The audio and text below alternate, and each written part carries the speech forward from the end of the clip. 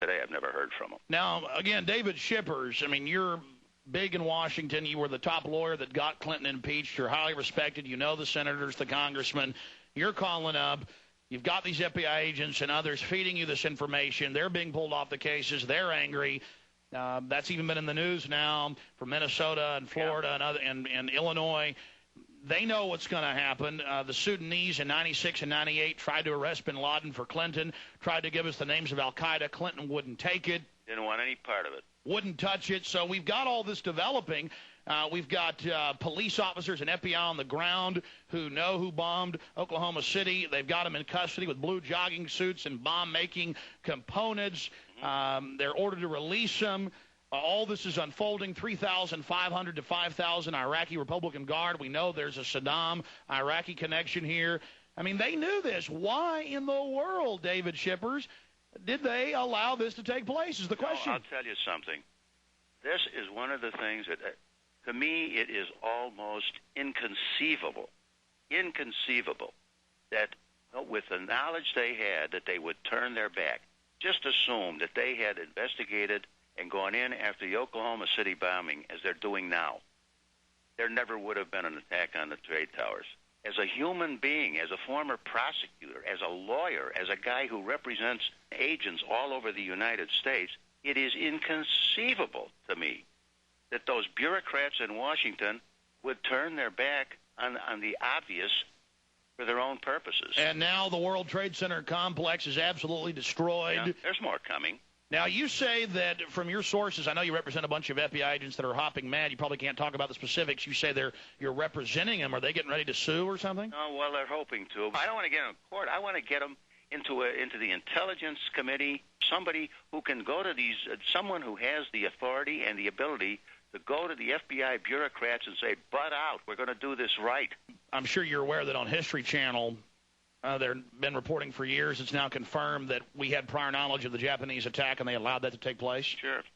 And now you see the UN empowered, World Court empowered. Looks like the UN's going to get to take over all that oil supply there in Central Asia. The face-scanning cameras were in trouble. Now they're on the fast track. Yep. This has sure brought the police state more funding. Sure has. And I've been saying for years that once you have license, which we've had, the next step is tyranny, and it really is scary. The whole thing is scary. The American people are saying, I want to be safe.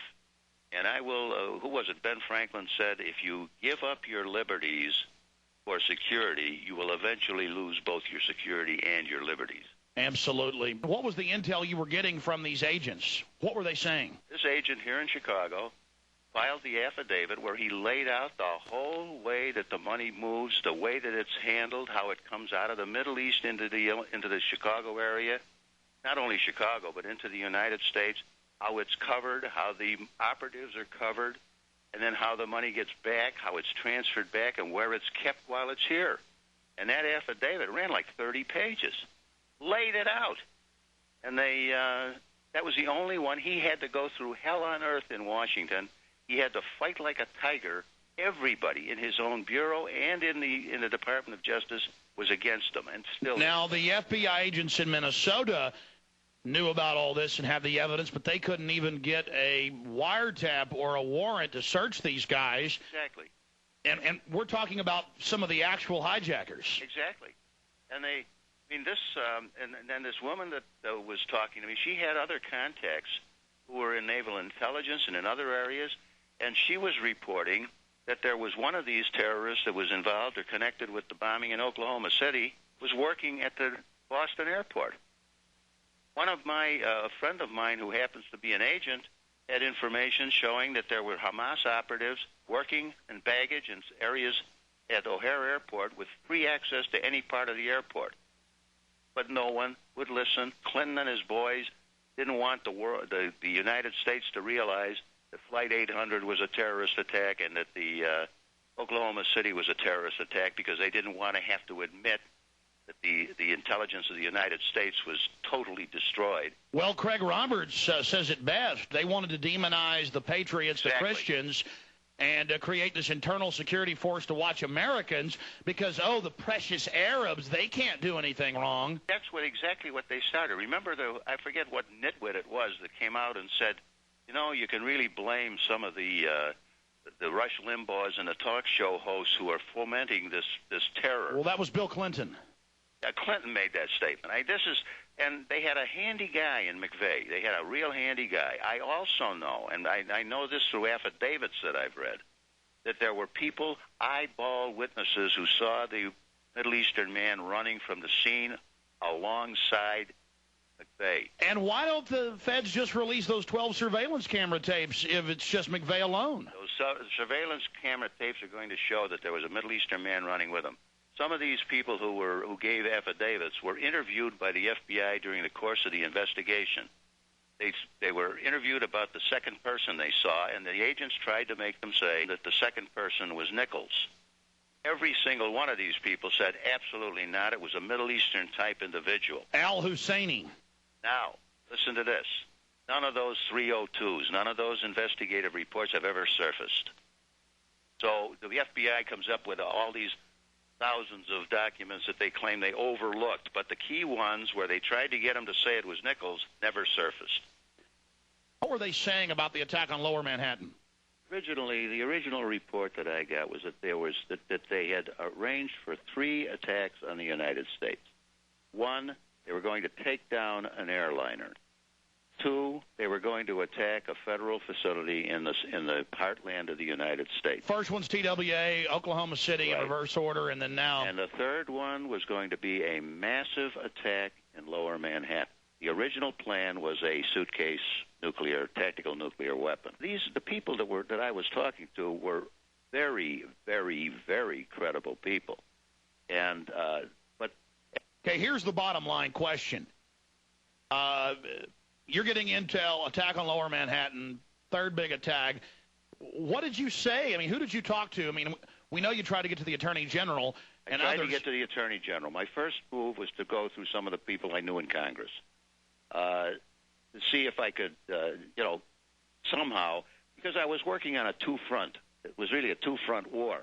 On the one hand, I wanted to get someone to listen to Jana about Oklahoma City, but and what was coming up, what may be coming up. On the other hand, I was trying to get somebody to understand that Hamas has infiltrated the United States. I tried the House, I tried the Senate, I tried to get to the Department of Justice. The very people that put up roadblocks on the attack against the terrorists under Clinton are still there. And they still constitute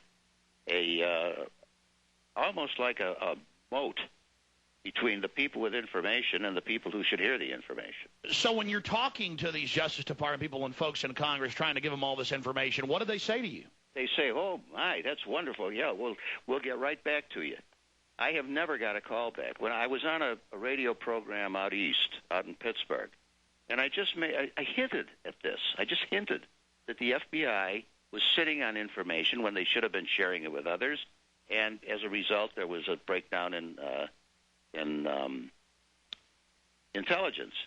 The next morning, I got a call from the office of the Speaker of the House, who happens to be an Illinois Republican.